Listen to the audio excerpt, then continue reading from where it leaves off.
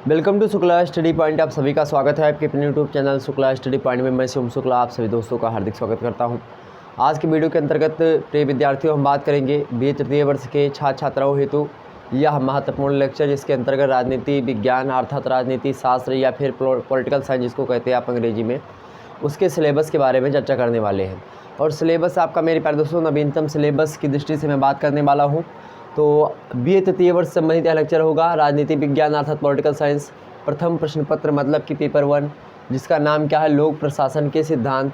तो आपकी अगर यूनिवर्सिटी में आपके पेपर का नाम लोक प्रशासन के सिद्धांत है, वैसे अधिकतर यूनिवर्सिटीज़ में यही रहता है, लेकिन एक बार फिर से आप सभी लोग चेक कर लीजिएगा बाद में जब आपका सिलेबस आता है आपकी सीरीज वगैरह में, तो उसको एक बार देख जरूर लीजिएगा। और अगर आपके पेपर का नाम लोक प्रशासन के सिद्धांत है मतलब कि पब्लिक एडमिनिस्ट्रेशन, उसके अंदर मतलब कि जो है थ्योरी ऑफ पब्लिक एडमिनिस्ट्रेशन जो है, अगर आपके पेपर का नाम है तो निश्चित तौर पर यही सारे के सारे मुद्दे आपको देखने को मिलेंगे और यही सारी चीज़ें आपको पढ़नी पड़ेगी। नवीनतम पाठ्यक्रम के बारे में चर्चा करने वाले हैं। तो यहाँ तक तो थी इंट्रोडक्शन वीडियो की, यानी कि परिचय हमने दिया। अब इसके बाद में हम एक एक मुद्दे को लेकर के आपको समझाने का प्रयास करेंगे। वैसे इस वीडियो में समझाने का प्रयास ज़्यादा नहीं रहेगा क्योंकि मैं chapter wise video provide 2 chapter के वीडियो लगभग आपके चैनल पर उपलब्ध हो चुके हैं और मॉडल पेपर भी उपलब्ध हो चुके हैं और जल्द ही 2022 के भी मॉडल पेपर आपके सामने प्रस्तुत कर दूंगा। और पिछले 10 सालों में कैसे कैसे प्रश्न बन रहे हैं उनके ट्रेंड को देखते हुए मैं आपको चैप्टर वाइज वीडियो देने का प्रयास करता हूं। मतलब आपका जो सिलेबस है, ये सिलेबस तो हमने बता दिया क्या क्या पढ़ना है, लेकिन इस सिलेबस में भी कुछ ऐसी बातें होती हैं जो कि आपके सिलेबस में लिखी नहीं है, लेकिन हाँ एग्जाम से प्रश्न जरूर पूछ लिए गए हैं। तो उन मुद्दों पर भी हम देखने का प्रयास करेंगे कि आखिरकार वह कौन कौन से टर्म से और कौन कौन से पॉइंट से एग्जाम से प्रश्न भी पूछ लिए गए जो कि आपके सिलेबस में हूबहू अर्थात प्रत्यक्ष रूप से नहीं दिखाया गया। हो सकता है अप्रत्यक्ष रूप से इसी चीज़ों में इंगित कर दिया गया हो उसको, बट वहाँ पर हम देख लेंगे। मतलब आपको चिंता करने की आवश्यकता नहीं पड़ेगी। एनालिसिस करने के बाद में पूरा का पूरा विश्लेषण करने के बाद में आपको बताने का प्रयास रहेगा हर एक मुद्दे को। आइए बात करते हैं। तो आपका जो सिलेबस है अर्थात पाठ्यक्रम है वह 4 इकाइयों में बटा हुआ है जनरली। इकाई 1, इकाई 2, इकाई 3 और इकाई 4, मतलब यूनिट जिसको कहा जाता है अंग्रेजी में। तो ये इस प्रकार से आपके सामने 4 इकाइयों में बटा हुआ है। इकाई मतलब कि लेसन के समूह को इकाई कहते हैं। विभिन्न प्रकार के जो लेसन होते हैं जो कि एक प्रकार से समानता व्यक्त करते हैं उनको एक इकाई में हम रखने का प्रयास करते हैं। उसी श्रृंखला में इकाई 1 में जो भी चीज़ें संकलित है आइए हम इसके बारे में चर्चा करते हैं। पहला मुद्दा क्या है, लोक प्रशासन का अर्थ, उसकी प्रकृति, उसकी परिभाषा और उसका कार्यक्षेत्र। ठीक है, तो इसके बारे में चर्चा करेंगे। मतलब कि जो पब्लिक एडमिनिस्ट्रेशन है इसको क्या कहते हैं, पब्लिक, लोक माने पब्लिक, प्रशासन मतलब क्या होता है एडमिनिस्ट्रेशन, और सिद्धांत मतलब होता है प्रिंसिपल्स। ठीक है, आप मतलब काकी के, तो principles of public administration okay, अंग्रेजी में इस पेपर का नाम है। और इसी प्रकार से यहाँ पर देखेंगे तो मीनिंग ऑफ जो है public administration and definitions of public administration के बारे में चर्चा करनी है। वैसे आप सोचते नहीं, IAS जो होता है इंडियन एडमिनिस्ट्रेशन सिस्टम जो होता है वो इसी कहीं ना कहीं पे एडमिनिस्ट्रेशन जो चीज़ें होती है आपको पढ़ना पड़ता है। अगर ये मुद्दा आपने पढ़ लिया तो कहीं ना कहीं पे आपको जब IAS बनना हो या फिर कई पुलिस या फिर कोई ऐसे जो है कार्य क्षेत्र से बिलोंग करना हो जहाँ पर आपको जो है लोक प्रशासनिक सेवा या फिर कोई किसी प्रकार से प्रशासनिक सेवा में आप हो रहे हैं, तो बहुत ही लाभकारी सिद्ध होता है यह लेक्चर। मतलब कि यह जो मुद्दा होता है सारा का सारा, तो इसमें हम विभिन्न प्रकार के जैसे कि कैसे किसी कार्य को करते हैं, किसी संस्था के द्वारा, किसी व्यक्ति के द्वारा किस प्रकार से स्टाफ होता है, क्या क्या चीज़ें होती हैं हर एक चीज़ को चलाने के लिए, चाहे वो प्रिंसिपल का क्यों ना ही कार्य हो, तमाम प्रकार की चीज़ें। अब हम इसमें हमने फर्स्ट पेपर जब हमने चैप्टर 1 बताया था तो उसमें हम लोक प्रशासन का अर्थ समझ लिए थे, लोक प्रशासन की प्रकृति अर्थात नेचर को समझा था और उसके कार्य क्षेत्र मतलब कि स्कोप को भी समझ लिया था या सिग्निफिकेंस को भी समझ लिया था। तो हमने यहाँ तक इसको बता दिया था आपको चैप्टर 1 के अंतर्गत। अगर आपने नहीं देखा तो उस वीडियो को देख लीजिएगा। उसके बाद में नेक्स्ट है आपका चैप्टर 2 अन्य सामाजिक विज्ञानों के साथ, अन्य सब यानी अदर सोशल साइंस के जो है साथ किस प्रकार से लोक प्रशासन का संबंध, यानी कि व्हाट इज़ जो है relationship between other social sciences with जो है पब्लिक एडमिनिस्ट्रेशन। तो इन दोनों के बीच में क्या संबंध होता है, जैसे बात की जाए तो राजनीति शास्त्र से पब्लिक एडमिनिस्ट्रेशन का क्या संबंध होता है, भूगोल से वहीं क्या संबंध होता है, वहीं इतिहास से क्या संबंध रहा, या इसी प्रकार से जो है एक प्रकार से इकोनॉमी वाले क्षेत्र से किस प्रकार संबंध रखता है। इन समस्त मुद्दों को हम यहाँ पर देखने का प्रयास करेंगे। ठीक, तो ये हमने अभी नहीं बताया है, जल्द ही इसी का नंबर है, मतलब इसको हमने चैप्टर 3 के अंतर्गत रखने का प्रयास किया है। तो ध्यान रखेंगे, हो सकता है सिलेबस में आपके ऊंचे नीचे हो जाए, मतलब कि पहले कुछ और आ जाए और बाद में मैं कुछ और बताऊं। तो ये सिलेबस है, मतलब ये चीज़ें आपको पढ़नी है सीक्वेंस में, व्रत क्रमबद्धता के साथ। यहाँ पर जो लिखा है इसी क्रमबद्धता के साथ, ज़रूरी नहीं कि मैं आपको पढ़ाऊँ, हो सकता है मैं आपको कैसे पढ़ाऊंगा, अध्ययन की सुविधा के हिसाब से किस प्रकार से पढ़ाया जाता है उसको मैं स्वयं डिसाइड करूंगा कि हाँ आपको कैसे पढ़ाया जाए, ताकि आपको अच्छे तरीके से समझ में आएगा। तो मैंने उसको जो है फॉलो करते हुए, उस ट्रिक को फॉलो करते हुए आपको पढ़ाने का प्रयास किया। तो यहाँ पर देखिए, अन्य सामाजिक विज्ञानों के साथ लोक प्रशासन का क्या संबंध रहा है, इसके बारे में हमको चर्चा करनी है इसके अंतर्गत। उसी के साथ ही साथ हमको निजी प्रशासन और लोक प्रशासन, मतलब जो होता है निजी मतलब क्या होता है, प्राइवेट, मतलब अपना खुद का, तो खुद का प्रशासन मतलब कि एक प्रकार से कुछ प्राइवेट सेक्टर के द्वारा, जैसे कि सिक्योरिटी गार्ड वगैरह की आप नौकरी देखते होंगे, तो बहुत सारी सिक्योरिटी गार्ड जो होते हैं कंपनी वगैरह मांगते हैं तो प्राइवेट होते हैं, बहुत सारे लोग सरकारी होते हैं। तो जो प्राइवेट जो है एक प्रकार से प्रशासनिक सेवा में कार्य करते हैं उनको हम क्या कहते हैं, निजी प्रशासन। और लोक मतलब होता है पब्लिक, मतलब कि एक प्रकार से जो पब्लिक के लिए होते हैं जनरली, यानी सरकारी लगभग बात की जाए, तो वहाँ पर इसको हम देखने का प्रयास करेंगे। ओके, तो उसको हम देखने का प्रयास करेंगे। तो निजी प्रशासन क्या होता है और लोक प्रशासन क्या होता है, इसको विधिवत रूप से हमने आपको चैप्टर 2 के अंतर्गत समझा दिया है। ठीक है, चैप्टर 2 के अंतर्गत प्ले लिस्ट बनी हुई है, उसको देख लीजिएगा आप सभी लोग। इसको हमने चैप्टर 2 के अंतर्गत विधिवत रूप से समझा दिया है कि लोक प्रशासन क्या होता है और निजी प्रशासन क्या होता है, और आखिरकार दोनों में क्या क्या डिफरेंस होता है, मतलब क्या अंतर होता है और क्या समानताएँ होती हैं। तो इसको हमने वहाँ पर चर्चा कर लिया कि लोक प्रशासन क्या होता है। जैसे मान लेते किसी पर्टिकुलर व्यक्ति के लिए कोई प्रशासनिक सेवा लगा दी जाए तो वह भी निजी प्रशासन होती है, और मतलब बहुत सारे लोगों के लिए अगर जो है कोई कार्य किया जा रहा हो, कोई एडमिनिस्ट्रेशन या फिर कोई प्रशासनिक कार्य किया जा रहा हो, तो लोक प्रशासन होता है। जो सभी के लिए हितकारी हो, लोक प्रशासन जो किसी पर्टिकुलर व्यक्ति के लिए हितकारी हो, वह निजी प्रशासन होता है। इसको हमने वहाँ पर समझाया है, हालांकि वहाँ पर देख लीजिएगा। नेक्स्ट है आपका आधुनिक राज्यों, मतलब आधुनिक राज्य में लोक प्रशासन की भूमिका। आधुनिक राज्य में लोक प्रशासन की भूमिका मतलब कि आधुनिक राज्य क्या होता है, मतलब जैसे जैसे आज के राज्य की बात की जाए, मतलब कि जिस समय मॉडर्न आज इस समय चल रहा है इंडिया या फिर कोई भी देश हो, और राजनीति शास्त्र जब आप भी पढ़ रहे हैं तो मैं एक बात और आपको बता दूँ, जब भी आप भारतीय संविधान है कोई संविधान पढ़े, कोई जो है राजनीति शास्त्र पढ़े, पूरा का पूरा मान लीजिए राजनीति शास्त्र अर्थात राजनीति विज्ञान, जब भी आप पढ़ने बैठे तो वहाँ पर अगर राज्य शब्द आपको मिलता है, चाहे किसी भी बुक में मिले, चाहे कोई टीचर राज्य शब्द का उल्लेख करे, तो इसका मतलब समझ जाइए कि राज्य का मतलब क्या होता है, राष्ट्र मतलब देश से ले आता है। तो राज्य यहाँ पर देश का द्योतक है, यह बात ध्यान रखेंगे। तो इतनी बात क्लियर हुई। यहाँ पर राज्य का मतलब क्या होता है, राज्य का मतलब क्या होता है मेरे भाई, राज्य का मतलब यहाँ पर देश से। तो आधुनिक देश में लोक प्रशासन की भूमिका या फिर आधुनिक राष्ट्र में लोक प्रशासन की क्या भूमिका, मतलब कि role of public administration in modern state. तो यहाँ पर इसकी एक प्रकार से क्या भूमिका रही है और किस प्रकार से प्रासंगिक है लोक प्रशासन, किस प्रकार से कार्य करता है आधुनिक राज्य में, इन समस्त मुद्दों को हम चर्चा कर लेंगे। बिल्कुल आप चिंता न करें, विधिवत रूप से आपको समझाने का प्रयास रहेगा शुक्ला स्टडी पॉइंट के तहत। ओके, आइए, तो आधुनिक राज्य में किस प्रकार से लोक प्रशासन की भूमिका रहती है, किस प्रकार से वो अपनी भूमिका निभाता है लोक प्रशासन। अगर लोक प्रशासन ना हो तो एक मॉडर्न राज्य के सामने कैसी जो है चुनौती आएगी उसके सामने, इन समस्त मुद्दों को भी देखने का प्रयास करेंगे। कैसे प्रश्न बनते हैं यहाँ से, इसको भी बताने का प्रयास करेंगे। ठीक, तो इसको भी तमाम सारे मुद्दे को देखते हुए हम आगे बढ़ेंगे। उसके बाद नेक्स्ट है आपका उत्तरदायी प्रशासन। कुछ ऐसे जो है प्रशासनिक सेवा होते हैं, यानी कि रिस्पॉन्सिबल जो एडमिनिस्ट्रेशन होते हैं, मतलब कि जो उत्तरदायी होते हैं, मतलब कि कोई कार्य करने के लिए उत्तरदायी चीज़ें हों। तो वहाँ पर जो एक प्रकार से बात की जाए, उत्तरदायी मतलब क्या होता है, एक प्रकार से जो उत्तरदायी हो, या फिर एक प्रकार से बात की जाए जो रिस्पॉन्सिबल जो है एडमिनिस्ट्रेशन होता है, उसके बारे में चर्चा करेंगे। हम विधिवत रूप से वहाँ पर समझेंगे उत्तरदायी प्रशासन क्या होता है, इसके कितने कितने हम भेद कर सकते हैं, कैसे कैसे इसको समझ सकते हैं, और किस प्रकार से वर्तमान में इसको लागू किया जा सकता है, और क्या क्या चीज़ें इसमें होती हैं। ठीक, उसके बाद में हम इकाई 2 में प्रवेश करेंगे। इकाई 2 में आपके सिलेबस में क्या संकलित है भाई, इकाई 2 में बात की जाए तो संगठन, सबसे पहला क्या है, संगठन के आधार। इकाई 2 में आपको संगठन के आधार पर चर्चा करने को मिलेगी। मतलब संगठन क्या होता है, अर्थात जो संगठन आप समझते हैं नहीं, संगठन बनाया जाता है, तो चाहे कोई भी किसी भी प्रकार का संगठन हो, सबसे पहले हम संगठन को समझेंगे। संगठन क्या होता है, संगठन किसे कहते हैं, संगठन कितने प्रकार का होता है, संगठन कैसे बनता है, कितने प्रकार का होता है, कैसे बनता है, ठीक है, और क्या क्या कार्य होता है इसका, ये तमाम सारे मतलब कोई भी प्रश्न आपसे छूटेगा नहीं, कुछ भी प्रश्न पूछे आपसे सारे के सारे मुद्दे हैं इसे क्लियर कर देंगे।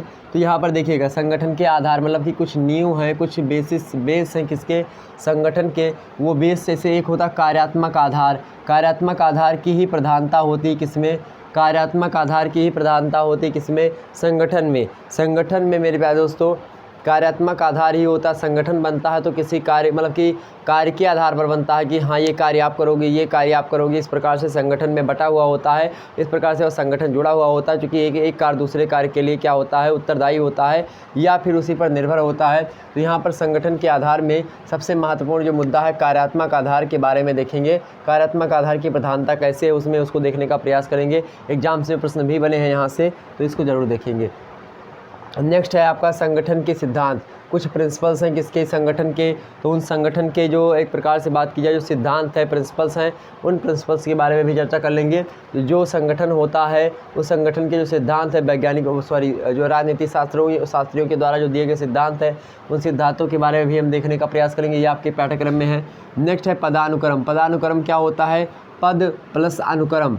क्या दो शब्दों से मिलकर के बना है, क्या पद प्लस अनुक्रम, पद प्लस अनुक्रम। मतलब एक प्रकार से आप समझते नहीं, इससे क्रमबद्धता होती है कि हाँ किस पद पर कौन रहेगा और किस पद पर कौन रहेगा। अनुक्रमांक या फिर आप अनुक्रमांक समझते हैं, रोल नंबर, किस जो है नंबर पर कौन रहेगा या फिर किस प्रकार से क्रमबद्धता से किस कौन ऊंचा रहेगा कौन नीचा। एक प्रकार से जो स्तरीकरण होता है उसी प्रकार से ये भी होता है पदानुक्रम। पद के हिसाब से अनुक्रम फिट होता है कि हाँ ये इस अनुक्रम पर आप हैं, इस अनुक्रम पर आप। ऐसे मान लेते हैं कि जो एसआई होता है वह बड़ा सब इंस्पेक्टर होगा, उससे ऊपर इंस्पेक्टर या फिर दरोगा। मतलब आप देखते नहीं हो, उसे हम उतना जानते नहीं इसके बारे में, एसओ वगैरह होते हैं। तो वहाँ पर आप देखेंगे उससे नीचे मतलब पुलिस की एक प्रकार से सबसे नीचे कौन आपके आ जाते हैं, ऐसे होमगार्ड हुए, होमगार्ड से ऊपर सिपाही हो गए आपके। तो ये सब होते हैं, हम समझ सकते हैं उसको। तो यहाँ पर देखेंगे तो कांस्टेबल वगैरह। तो ये देखिए पदानुक्रम जो होता है यही सब होता है कि हाँ कोई है, जैसे एक प्रिंसिपल होता है, एक प्रकार से बात की जाए सहायक प्रिंसिपल होता है, एक टीचर होता है। तो इसी प्रकार से ये सब क्या है पदानुक्रम की श्रेणी में फिक्स है। अब जब हम पदानुक्रम समझेंगे तो 2-3-4 उदाहरण और आपको देंगे और पदानुक्रम की जो राजनीति शास्त्रियों ने परिभाषा दी है उसको भी देखने का प्रयास करेंगे। उसके बाद में क्या है नियंत्रण। नियंत्रण क्या होता है, नियंत्रण की अवधि कितने समय तक की फिक्स की जाती है। तो नियंत्रण की क्या अवधि होती है, किसी मुद्दे को नियंत्रित करना है या फिर किसी चीज़ को नियंत्रित करना तो कितनी अवधि में नियंत्रित करने का एक प्रकार से प्रावधान या फिर क्या चीज़ें होती हैं उसको देखने का प्रयास। उसके बाद में मेरे प्यारे दोस्तों, उसके बाद में बात की जाए प्राधिकरण क्या होता है। क्या प्राधिकरण क्या होता है इसके बारे में चर्चा करेंगे। प्राधिकरण का प्रतिनिधि मंडल जो होता है उनके बारे में विधिवत रूप से हम जानेंगे कि जो प्राधिकरण होता है उस प्राधिकरण का प्रतिनिधि मंडल क्या होता है। इन समस्त मुद्दों को हम यहाँ पर देखने का प्रयास करेंगे। बिल्कुल आप सभी लोग चिंता न करेंगे। आपके सामने जो यह मुद्दा लिखा हुआ है बहुत ही सरल होता है, लेकिन आपके सामने जटिलता के साथ इसलिए दिखाई पड़ रहा है क्योंकि यह एक प्रकार से जटिल हिंदी शब्दावलियों का प्रयोग करते, पारिभाषिक हिंदी शब्दावलियों का प्रयोग करके लिखा गया है। यहाँ पर बिल्कुल इन शब्दों से घबराएं ना। जब आपके सामने चैप्टर जो है आपके सामने दे दूँगा तो बिल्कुल आपको अच्छे तरीके समझ में आएगा। आप देख लीजिए कि जो है पहला चैप्टर देखेंगे, दूसरा देखेंगे, आपको खुद ही समझ में आ जाएगा कि हाँ अगर किसी मुद्दे को अच्छे तरीके से पढ़ा जाए, समझा जाए तो अच्छे मतलब वो सस्ता मतलब कि सरल हो जाता है। यहाँ पर देखेंगे नेक्स्ट आपका केंद्रीकरण और विकेंद्रीकरण, इन दोनों को हम चर्चा करेंगे। केंद्रीकरण क्या होता है और केंद्रीकरण के साथ ही साथ विकेंद्रीकरण के अर्थ, परिभाषा, इन सभी पर चर्चा करते हुए इन दोनों के बीच में अंतर को लेकर के एग्जाम से प्रश्न बनते रहे हैं। इसके बारे में अंतर को लेकर के एग्जाम से प्रश्न बनते रहे हैं। तो केंद्रीकरण और विकेंद्रीकरण में क्या अंतर होता है, क्या समानताएँ होती हैं, क्या एक प्रकार से बात की जाए जो है इक्वलिटी और क्या डिफ्रेंशिएट होता है इन दोनों के बीच में, तमाम सारे मुद्दे हैं। इन समस्त मुद्दों को चर्चा करेंगे। उसके बाद में नेक्स्ट है आपका 7वां प्रशासन पर नियंत्रण। प्रशासन पर नियंत्रण कैसे किया जाता है, चाहे वह विधायी प्रशासन हो, चाहे कार्यपालिका हो, चाहे न्यायिक हो, मतलब चाहे न्यायपालिका हो, चाहे विधायिका हो, चाहे कार्यपालिका हो, चाहे वो न्यायपालिका हो। किस प्रकार से प्रशासन पर यानी कि जो प्रशासनिक सेवा होती है उस प्रशासनिक सेवा पर ये 3 जो है फैक्टर्स जो होते हैं किस प्रकार से नियंत्रण रखते हैं, इन तीनों फैक्टर्स के बारे में हम चर्चा करेंगे। विधायिका क्या होती है, कार्यपालिका क्या होती है, न्यायपालिका क्या होती है। इसको हमने जब चैप्टर 1 हमने पढ़ा था तो उसमें विधायिका, कार्यपालिका और न्यायपालिका के द्वारा जो चीज़ें चलाई जाती हैं, कार्य करवाई जाती हैं, लगभग उसी को हम पब्लिक एडमिनिस्ट्रेशन के नाम से जानते हैं। तो इन समस्त मुद्दों को यानी कि इन सभी पर नियंत्रण करना हुआ तो किस प्रकार से क्या आता है, प्रशासन पर नियंत्रण करना हो तो विधायिका कार्यपालिका न्यायपालिका कैसे करती हैं। ये तमाम सारे मुद्दों पर हम देखने का प्रयास, इस पर चर्चा करेंगे विधिवत रूप से। बिल्कुल चिंता न करें। न्यायपालिका जो जुडिशरी होती है आपकी, यानी कि जिसमें न्याय वगैरह आपको मिलता है, यानी कि जो सुप्रीम कोर्ट, हाई कोर्ट ये सब होती हैं, ये सब न्यायपालिका के अंतर्गत हैं। कार्यपालिका की बात कीजिए, इसमें आपके समस्त सरकारी नौकरी वाले जो होते हैं, नहीं सर्विस वाले, वो सब कार्यपालिका के लोग हैं। विधायिका के लोग संसद वगैरह में जो लोग हैं या फिर विधानमंडल में जो लोग हैं वह कौन है, वो वही सब क्या होते हैं, विधायी, मतलब विधायी या फिर विधायिका होते हैं, मतलब जो कानून बनाने वाले होते हैं। तो ये विधायिका जो होती है कानून बनाती है, विधायिका कानून बनाती है। और पुलिस जो होता है, यानी कि जो पब्लिक एडमिनिस्ट्रेशन, यानी IAS वगैरह जो होते हैं या IPS जो होते हैं, इंडियन जो है पुलिस जो है सर्विस के लोग जो होते हैं, फिर सिस्टम के लोग होते हैं, वह क्या करते हैं भाई, तो कार्यपालिका जो होती है या कार्यकारी जो, यानी कि कार्यपालक जो होते हैं, वह क्या करते हैं, वह उसको, यानी कि जो विधायिका के द्वारा बनाया गया कानून है, उस विधायिका के द्वारा बनाए गए कानून को कार्यपालिका क्या करती है, लागू करवाती है, मतलब ये कार्य करवाती है उसका। अब मान लेते हैं कार्यपालिका वो कानून लागू करवा रही जो कि विधायिका ने बनाया है, तो जो विधायिका ने कानून बनाया है उसको अगर लागू करवाना तो कार्यपालिका लागू करवाएगी। उसके उन दोनों के बीच में अगर कोई मामला खड़ा होता है कि जो कार्यपालिका जो है नियम या कानून जो विधायिका ने बनाया वह लागू करवा रही है, उसके बीच में जनता उसका विरोध कर रही है, तो आखिरकार उसमें, उस कानून में कोई ऐसी चीज़ तो नहीं लिख दी गई जिससे क्या हो, पब्लिक, मतलब कि एक प्रकार से पब्लिक को या फिर लोगों को क्या हो, हानि हो, या फिर संविधान के खिलाफ कोई कानून तो विधायिका ने नहीं बना दिया है। इसके लिए न्यायपालिका होती है और न्यायपालिका में लोग क्या करते हैं, एक प्रकार से PIL डालते हैं और वह वहाँ पर टेस्टिंग के लिए वह कानून जाता है और न्यायपालिका उसकी जांच परख करती है और संविधान से में देखती है कि हाँ, संविधान के जो अनुच्छेद हैं, आर्टिकल्स हैं, उनके खिलाफ तो कोई बातें नहीं कह रहा है। तो इस प्रकार से न्यायपालिका उसकी जांच करती है और जांच करने के बाद में अगर वह कानून सही रहता है तो उसको कह देती है नहीं कि ये लागू करो। अगर उसमें थोड़ी बहुत त्रुटि आती है तो उसको कहता है कि हाँ, ये पॉइंट आपका गलत है, इसमें सुधार करें और पुनः एक प्रकार से उसको लागू करवाएं। ठीक, तो इस प्रकार से होता है। नेक्स्ट है आपका इकाई 3। इकाई 3 में देखते हैं हम मुख्य कार्यकारी। मुख्य कार्यकारी मतलब मुख्य कार्यपालक या फिर कार्यपालिका जो होती है उसके बारे में चीफ एग्जीक्यूटिव। तो चीफ एग्जीक्यूटिव जो होती है उसके बारे में चर्चा करेंगे। ठीक है, एग्जीक्यूटिव मतलब क्या होता है, कार्यपालिका। जुडिशरी मतलब क्या होता है, न्यायपालिका। और एक प्रकार से विधायिका मतलब क्या होता है, बताएं फटाफट से। Executive legislature. विधायिका मतलब क्या होता है, लेजिस्लेचर। ओके, ध्यान रखेंगे अंग्रेजी में। तो मुख्य कार्य यानी कि चीफ एग्जीक्यूटिव के बारे में चर्चा करेंगे। यही लाइन, दूसरा क्या है, लाइन। लाइन और स्टाफ दो चीज़ें होती हैं। लाइन और स्टाफ मतलब सूत्र और स्टाफ, तो ये दोनों मतलब कि एक प्रकार से एक स्टाफ होता है। स्टाफ मतलब क्या होता है, स्टाफ और सूत्र, मतलब स्टाफ और लाइन या फिर स्टाफ और सूत्र में अंतर को लेकर के एग्जाम से प्रश्न लगातार बनते रहे हैं। तो लाइन जो होती है एक प्रकार से यह क्रियात्मक इकाई होती है, जबकि बात की जाए सूत्र स्टाफ की, क्या बात की जाए स्टाफ की, स्टाफ भी एक महत्वपूर्ण पॉइंट है, लगातार एग्जाम से प्रश्न बनता है स्टाफ और लाइन को लेकर के। स्टाफ जो होता है यह संगठन होता है, मतलब स्टाफ जो होता है संगठनात्मक होता है, जबकि बात की जाए लाइन क्या होती है, क्रियात्मक, मतलब कि जो संगठन बनता है स्टाफ का, स्टाफ समझते नहीं है, ऐसे स्टाफ होता है, मास्टर का स्टाफ हो गया या फिर तमाम सारे लोगों का स्टाफ हो गया। तो उस स्टाफ के जो कार्य होते हैं उन कार्यों को हम सूत्र कहते हैं या फिर लाइन कहते हैं। और जो स्टाफ का संगठन होता है उन संगठन को हम क्या कहते हैं। ऐसे जो समिति होती है, हमने जो है आपको सोशियोलॉजी में पढ़ाया होगा, समिति जो होती है, समिति एक व्यक्ति मतलब क्या होती है, व्यक्तियों का समूह होता है, लेकिन समिति के द्वारा जो कार्य किया जाता है उस कार्य को हम क्या कहते हैं, उसी कार्य को मेरे प्यारे दोस्तों हम संस्था के नाम से जानते हैं। मतलब संस्था क्रियात्मक इकाई होती है, जबकि जो समिति होती है वह संगठनात्मक इकाई होती है। ठीक इसी प्रकार से स्टाफ संगठनात्मक इकाई होती है और स्टाफ के द्वारा जो किए गए कार्य होते हैं वह लाइन को कहे जाते हैं, मतलब उसको लाइन कहा जाता है, मतलब वो क्रियात्मक इकाई होती है। तो इसको हम समझेंगे। उसके बाद नेक्स्ट है आपका कर्मचारी एवं सहायक। कर्मचारी एवं सहायक एजेंसियाँ, मतलब कुछ कर्मचारी होते हैं जो कि कार्य वगैरह करते हैं, सरकार के द्वारा नियुक्त किए जाते हैं, उन कर्मचारियों के बारे में चर्चा करेंगे। और उनकी जो सहायक मतलब कर्मचारी जो होते हैं उनको उनके सहायता के लिए कुछ एजेंसी बनाई जाती है, उन एजेंसियों के बारे में चर्चा रहेगा। उसके बाद में क्या है, कुछ विभाग होते हैं जो कि पब्लिक एडमिनिस्ट्रेशन चलाने में बहुत ज़्यादा मदद करते हैं लोगों की, तो उन विभागों के बारे में चर्चा करेंगे। नेक्स्ट है आपका सार्वजनिक निगम। सार्वजनिक निगम कुछ होते हैं जो कि एक प्रकार से सभी लोगों के लिए बराबर होते हैं और सभी लोग यहाँ पर अपना उचित प्रकार से इसका दोहन कर सकते हैं। तो इन मुद्दों पर भी चर्चा करने का प्रयास हमारा रहेगा। तो कोई भी मुद्दा आपसे छूटेगा नहीं, एक भी प्रश्न एग्जाम से छोड़ करके आप नहीं आएंगे। एक बार वीडियो को लाइक, जितने भी लोग देख रहे हैं हमको फटाफट से एक बार वीडियो को लाइक और शेयर कर दीजिएगा मेरे प्यारे दोस्तों। फटाफट से वीडियो को लाइक और शेयर करेंगे, जितने भी लोग देख रहे हैं सभी लोग 10-10 लोगों के पास वीडियो को शेयर करिएगा और वीडियो को लाइक कर दीजिए। धन्यवाद आप सभी का, बहुत बहुत धन्यवाद मेरे प्यारे दोस्तों।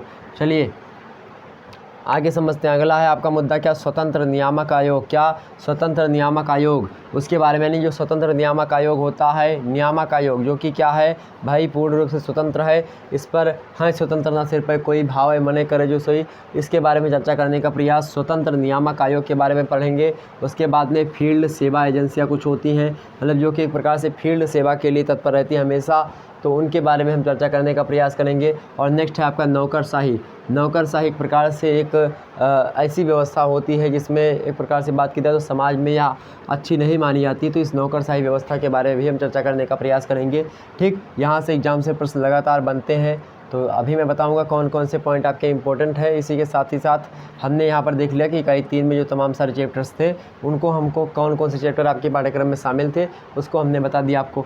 नेक्स्ट है आपका मेरे भाई, नेक्स्ट है आपका इकाई 4। इकाई 4 में हम क्या पढ़ेंगे, क्रमिक। क्या पढ़ेंगे भाई, क्रमिक प्रशासन पढ़ेंगे, यानी जो क्रमबद्धता के साथ जो प्रशासन होता है, एक प्रकार से कौन ऊपर कौन नीचे, इसके बारे में आपको बताने का प्रयास करेंगे विधिवत रूप से। और भर्ती क्या होती है, कुछ भर्ती एजेंसियां होती हैं, उनके बारे में, भर्ती कैसे की जाती है, भर्ती कितने प्रकार से की जाती है, किन किन तरीक़ों से हम किसी भी व्यक्ति को कार्यपालिका का सदस्य बना लेते हैं। ठीक है, तो इन समस्त मुद्दों पर चर्चा करेंगे। सरकारी नौकरी कैसे कैसे मिलती, भर्ती आप देखते तमाम प्रकार की निकाली जाती हैं, तो उन भर्तियों के बारे में चर्चा करेंगे। नेक्स्ट है प्रशिक्षण कैसे दिया जाता है, यानी कि जब भर्ती हो जाती है, भर्ती होने के बाद में जो उनको बताया था कि हाँ क्या आपको करना है। ऐसे आप जो है मान लेते हैं IAS बन गए तो आपको लबासना जाना होता है, लबासना में आपको ट्रेनिंग मिलती है IAS की कि हाँ आपको क्या क्या करना होता है और कैसे करना होता है, तो वही होता है प्रशिक्षण। और पदोन्नति मतलब क्या होता है, यानी कि पद से उन्नति हो जाना, आपके पद प्लस उन्नति बराबर पदोन्नति, मतलब कि आप जिस पद पर मान लेते हैं कि आप जो है सिपाही थे, मतलब कांस्टेबल थे आप, और आपको कांस्टेबल से आपकी पोस्ट क्या हो गई, मान लेते दरोगा आप बन गए,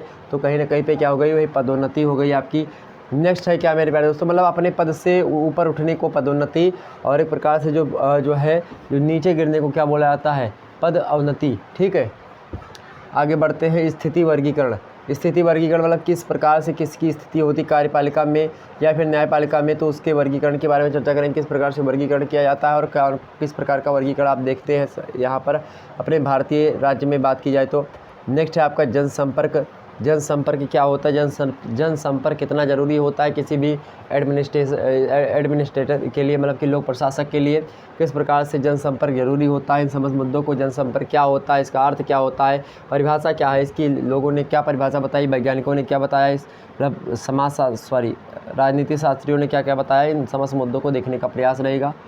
उसके बाद में मेरे भाई हम चर्चा करेंगे इसके बारे में, वित्तीय प्रशासन, मतलब कि जो रुपए पैसे वाला प्रशासन होता है उसको कैसे मैनेज किया जाता है और क्या क्या चीज़ें होती हैं, यानी कि जो वित्त विधेयक या फिर एक प्रकार से आप देखते हैं ना कि जो है वित्त विधेयक हो या फिर एक प्रकार से जो वित्त मंत्रालय हुआ, तमाम प्रकार के होते हैं जो कि पैसे रुपए से संबंधित होते हैं, उनके बारे में चर्चा करेंगे। और इसके बाद में हम बजट के बारे में चर्चा करेंगे। बजट जो होता है एक प्रकार से लेखा जोखा होता है पूरे के पूरे वर्ष का, जो कि एक प्रकार से सरकार के द्वारा इसको फिक्स किया जाता है कि हाँ कितना हम जो है आगे बढ़ सकते हैं, एक वर्ष में जितनी भी राशि इकट्ठा हुई उसी का लेखा जोखा होता है। तो बजट क्या होता है, बजट का मतलब क्या होता है, बजट शब्द का अर्थ क्या होता है, चमड़े का थैला होता था पहले, अब इसके बारे में हम विस्तार से आपको बताएंगे। वर्तमान में बजट जो है उसकी क्या जो एक प्रकार से भूमिका है भारतीय संविधान की दृष्टि से, इसको देखने के बाद में हम क्या देखेंगे, लेखा परीक्षा। लेखा परीक्षा क्या होती है, यानी जो बातें जो भी चीज़ें हो जाती हैं उन चीज़ों को देखने के लिए, मतलब सरकार ने क्या क्या कार्य किए 1 साल के अंदर या 5 साल के अंतर्गत, उसको लेकर के अगर जांच कोई होती है तो उस जांच की जो एक प्रकार से जो परीक्षण होता है उसी को हम क्या कहते हैं, मतलब जांच जो होती है उसी जांच को हम लेखा परीक्षण कहते हैं। मतलब कि क्या आपने किया, और मतलब जैसे कि टेस्टिंग एजेंसी एक प्रकार से बोल सकते हैं, तो वो एजेंसियाँ क्या करती हैं, वो चेक करती हैं कि हाँ आपने क्या क्या किया है इतने दिनों के अंतर्गत। ये तमाम सारी चीज़ें जो आपके बोर्ड पर लिखी हुई हैं, इसको हमने आपको विधिवत रूप से समझा दिया है। तो लगभग कुछ ना कुछ मात्रा में आपको जानकारी यहाँ से मिली होगी। आपको जो जटिल सिलेबस आपको दिखता था वह कहीं ना कहीं पे सरल आपको लगा है, बस इतना चीज़ें आपको पढ़नी है। अगर इतनी चीज़ें पढ़ ली तो पेपर 1 आपका समाप्त हो जाएगा। उसके बाद में मैं पेपर 2 आपके सामने सिलेबस डिस्कस कर दूँगा। उसके बाद में पेपर 3 मतलब तीनों पेपर का सिलेबस आपके सामने प्रस्तुत कर दूँगा। ठीक है मेरे प्यारे दोस्तों, अब इसमें प्रश्न जो पूछा था सबसे ज़्यादा लोक प्रशासन के अर्थ और प्रकृति और कार्यक्षेत्र को लेकर के एग्जाम से प्रश्न बने हैं। उसके बाद में बात की जाए, अगर बात की जाए लोक प्रशासन और निजी प्रशासन में अंतर को लेकर के एग्जाम से बहुत ज़्यादा प्रश्न बने हैं। उसके बाद में संगठन को लेकर एग्जाम से में लगातार प्रश्न बनते हैं, और इसी के साथ साथ जो है केंद्रीकरण और विकेंद्रीकरण को लेकर के एग्जाम से प्रश्न बनते हैं। और इसी के साथ साथ बात की जाए तो विधायिका कार्यपालिका न्यायपालिका को लेकर एग्जाम से प्रश्न बहुत अधिक मात्रा में आए हैं। लाइन को लेकर के प्रश्न पूछे जाते हैं। और इसी के साथ साथ बात की जाए कुछ कर्मचारियों सहायक एजेंसियों को लेकर के प्रश्न एग्जाम से बनते हैं। विभाग और सार्वजनिक निगम से भी प्रश्न आए हैं। नौकरशाही इंपॉर्टेंट है बहुत आपका, ठीक। उसी के साथ साथ नियामक आयोग भी इम्पोर्टेंट है, स्वतंत्र। और उसके बाद में बजट आपका मोस्ट इम्पोर्टेंट है। और भर्ती इम्पोर्टेंट है। नेक्स्ट वित्तीय प्रशासन बहुत ज़्यादा इंपॉर्टेंट है। लेखा परीक्षण भी इंपॉर्टेंट है। ओके, ये तमाम सारे जितने भी चैप्टर हमने आपको बताया ये बहुत ज़्यादा इंपॉर्टेंट थे, बट सारे के सारे इंपॉर्टेंट है। एग्जाम से सारे के सारे से प्रश्न आते हैं, लेकिन आपने जितना हमने बताया इतना ही पढ़ लेंगे तो कोई दिक्कत नहीं होगी। लेकिन आप पूरा का पूरा पढ़ने का प्रयास करेंगे, क्योंकि इस विषय में बात की जाए तो एक टॉपिक दूसरे टॉपिक से क्या होता है, संबंध रखता है, रिलेशनशिप रखता है। तो इसीलिए इन समस्त मुद्दों को आप पढ़ने का प्रयास करेंगे और एक क्रमबद्धता के साथ मैं पढ़ाने का प्रयास भी करूँगा। ऐसी कोशिश रहेगी कि आपके सिलेबस को पढ़ाने का प्रयास रहा है। वैसे 2 चैप्टर हमने आपको बता दिया है। आने वाले समय में आपको और भी चैप्टर से संबंधित जो है बातें बताई जाएंगी और विधिवत रूप से आपको समझ में आएगा। आपका प्यार दुलार इसी प्रकार से चाहिए। अपना प्यार दुलार बनाए रखें मेरे प्यारे दोस्तों, और वीडियो को लाइक, शेयर और चैनल पर नए हैं तो सब्सक्राइब कर दीजिएगा। प्रत्येक छात्र छात्रा, प्रत्येक मेरे भाई बंधु, अपने जो बहनें हैं या फिर जो भी कुछ हैं, जो भी आप समझें, तो आप सभी लोग क्या करेंगे, एक एक अपने अपने आरी पड़ोस के या फिर अपने घर वालों से जितने भी मोबाइल हो सबसे आप सब्सक्राइब अवश्य करें और वीडियो को लाइक और शेयर ज़्यादा से ज़्यादा मात्रा में करें। आपसे यही मांग रहा हूँ, बाकी मैं आपसे कुछ नहीं मांग रहा हूँ। बस इतना करिए कि वीडियो को लाइक और शेयर जरूर करिए, क्योंकि मेहनत आपके सामने है और आप हमारी मेहनत का अवलोकन करके अपने जो है मनोभावों को लाइक और शेयर के माध्यम से, सब्सक्राइब के माध्यम से, बेल आइकन प्रेस करने के माध्यम से आप जता सकते हैं। कमेंट करें वीडियो कैसी लगी, वीडियो में क्या कमियां आ रही हैं, क्या अच्छाइयां हैं, इन समस्त मुद्दों को आप बताने का प्रयास करें कमेंट सेक्शन में। तब तक के लिए मिलेंगे हम नेक्स्ट वीडियो में। तब तक के लिए जय हिंद, जय भारत। आप सभी का बहुत बहुत धन्यवाद। Good night all of you. Good night मेरे प्यारे दोस्तों। धन्यवाद आप सभी का जुड़े रहने के लिए हमसे। इसी प्रकार से पेपर 2 और पेपर 3 की वीडियो आएगी और ध्यान रखेंगे, उसके बाद में हम चर्चा कर लेंगे। हो सकता है आपके सामने और भी सब्जेक्ट जैसे जो ज्योग्राफी हो गया, हिंदी का पूरा सिलेबस हमने आपके सामने अपलोड कर दिया है, सिलेबस तीनों पेपर का समझा दिया, उसको देख लीजिएगा। इसी प्रकार से फर्स्ट ईयर सेकंड ईयर का भी तमाम सारे सिलेबस हमने चर्चा कर लिया, उसको भी देख लीजिएगा। ओके, तो बिल्कुल चिंता ना करें, तमाम सारे मुद्दे आपके सामने आते रहेंगे इसी प्रकार से, और अपना आप पढ़ाई करते रहिए। कोई भी दिक्कत आती है उसको आप बताने का प्रयास करें। शुक्ला IT पॉइंट आपके हर प्रकार की सेवा करने के लिए तत्पर रहेगा। तब तक के लिए फिर मिलेंगे मेरे प्यारे दोस्तों हम, ठीक है। और आप सभी लोग मस्त रहिए और हंसी खुशी। नवरात्रि तो अब शायद आज लास्ट दिन है उसका, आज लास्ट दिन है नवरात्रि का। चलिए, जय माता दी। सभी लोग जो है माता रानी का विसर्जन करके आ गए होंगे शायद घर पर अपने। चलिए फिर गुड नाइट, मिलेंगे हम नेक्स्ट वीडियो में। तब तक के लिए जय हिंद, जय भारत। आप सभी लोग अपना ख्याल रखिएगा। धन्यवाद।